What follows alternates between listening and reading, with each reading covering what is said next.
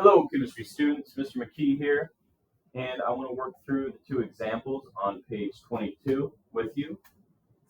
In these examples, we're working on writing the formula for an ionic compound when you've been given the name. Both examples have been done for you, and the steps are listed on page 22, but I want to make sure that you understand how those steps are carried out. So here we go. Example number 1, you've been given the name sodium sulfide. So what I like to do is divide the name into its two parts. Sodium is the positive cation. Remember, the cations are always listed first in both the name and the formula. And sulfide is going to be the negatively charged anion. So the first thing we want to do is locate these two ions on our ion list. This is found on back of your periodic table.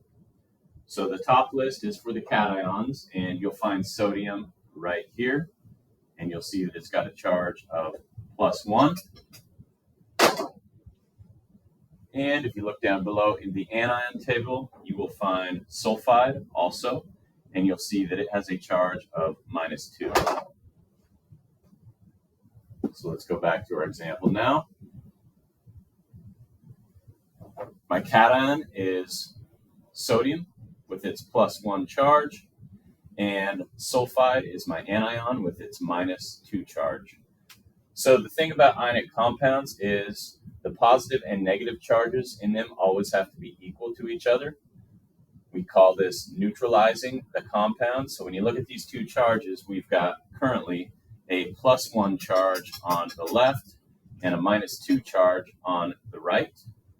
So that is not going to fly. We have to equalize things. And the way that we do that in this case is pretty straightforward. We're going to need another sodium molecule here, another sodium atom rather. And when I do that, I now have a +2 charge on the left, which cancels out the -2 charge on the right. So this gives us the formula for sodium sulfide. I've got 2 sodium atoms, so I'm going to say Na2, my subscript, and I have just 1 sulfur atom down there, and that is the chemical formula for sodium sulfide. Next example, example 2.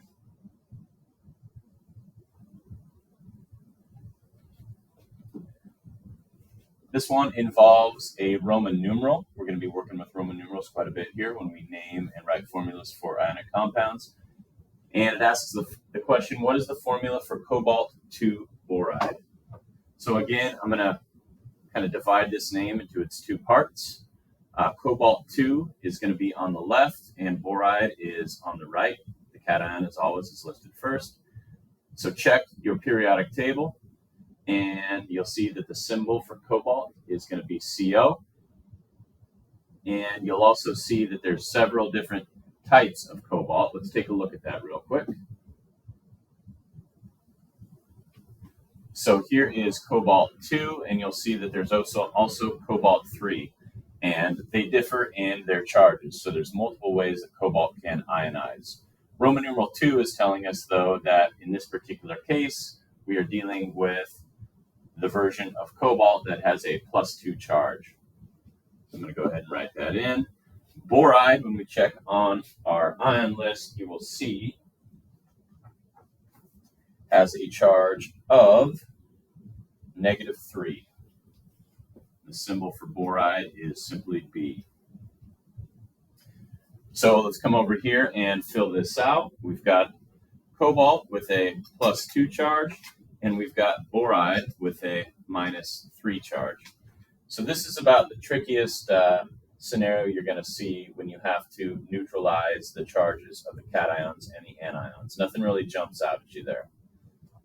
But soon, when you do a lot of practice on these, you'll start to recognize that anytime you have a charge of 2 and a charge of 3, regardless of which is negative and which is positive, you're going to need 3 of the ion that has the 2 charge. In this case, that's going to give us a +6 charge. And you're going to need 2 of the ion that has a 3 charge. In this case, that's going to give us a total negative charge of 6.